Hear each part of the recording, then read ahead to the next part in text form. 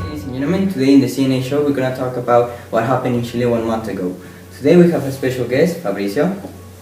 Good morning, thank you for inviting me. How are you? I'm good, and you? I'm fine. We need to talk about this because it was a critical point in Chile because the people were angry with their government and because they were turning Chile into totalitarian, and that's something that America cannot tolerate.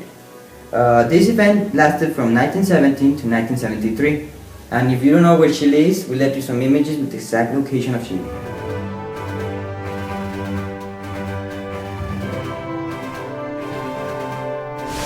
First, I think it's important to know who are the three main characters of this event. First, we have Salvador Allende. He was a political that supported the socialist ideas and who was elected to represent the op in the Chilean elections. Then we have Augusto Pinochet. He was a Chilean military that participated in the coup d'etat to overthrow Allende from the presidency. Later, after that, he became the dictatorship of Chile. And finally, we have General Snyder. General Snyder had an important role because he was a military commander, and during a kidnap attempt to Salvador Allende, he sacrificed his life to stop this from happening. Also, we need to understand the main events, which are how Salvador Allende got into power, the strategy of fear, the march of the casseroles, the truck strike, and the coup d'etat. How Salvador Allende got into power? Well, on December 1969, the OP, that stands for Popular Unity, presented a joint legislative program for the next elections that consisted in creating socialist ideas in people and influence them into socialism. In 1917, Salvador Allende was chosen to represent the OP, but did cause a lot of disagreement to the USA because they thought that Allende was going to lead Chile into communism, so they sent the CIA to investigate. On September 1917, the elections took place and Salvador Allende became president of Chile, but in a kidnap attempt to take Salvador Allende by the CIA, General Snyder was killed. The strategy of fear. The 70 days between the elections and the transfer of power were really crucial. People who had voted for the right-winger Jorge Alessandri withdrew their own funds from the banks. A climate of fear came into the city, and Andrés Olivar gave an alarmist speech of the financial progress of Chile. It was almost in bankrupt even before Allende won the elections. The March of the Casseroles.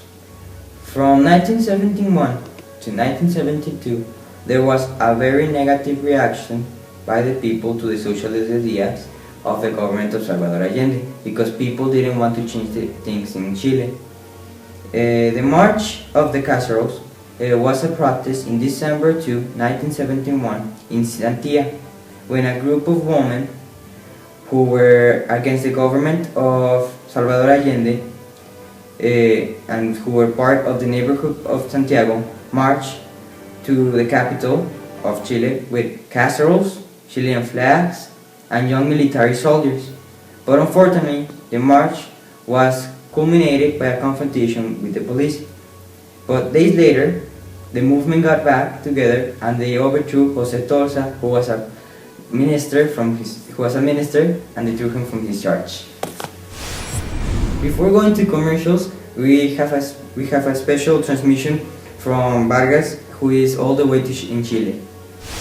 Hello Jorge, thank you for the invitation. The Joker strike began the 1st of October of 1972 because of the bad economy of Chile and because of the rumors of the transport companies.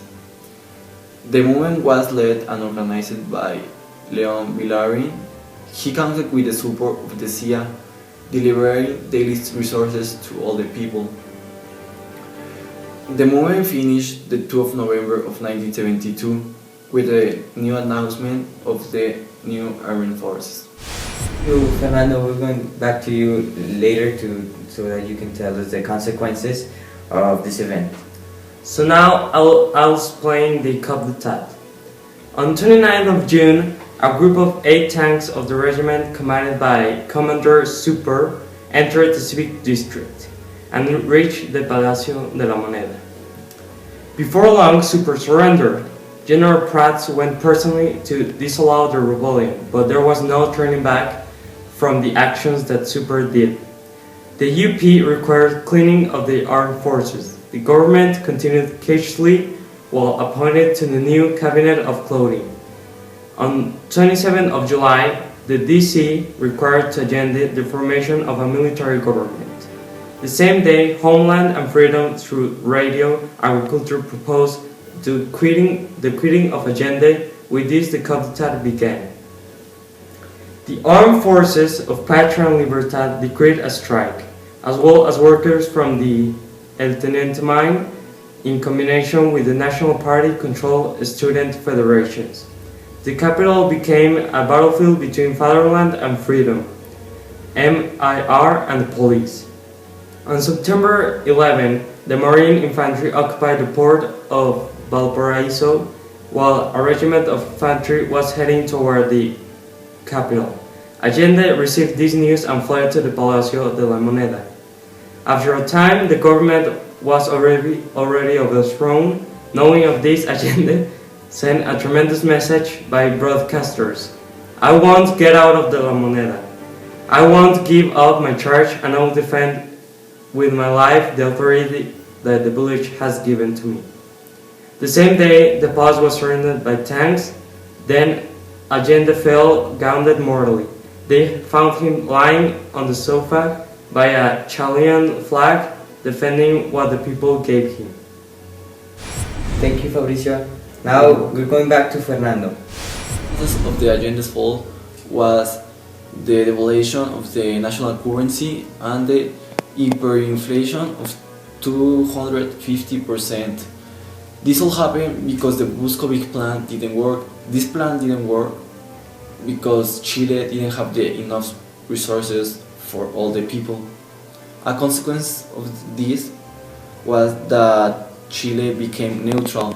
He didn't become communist or capitalism, and USA feared about Chile.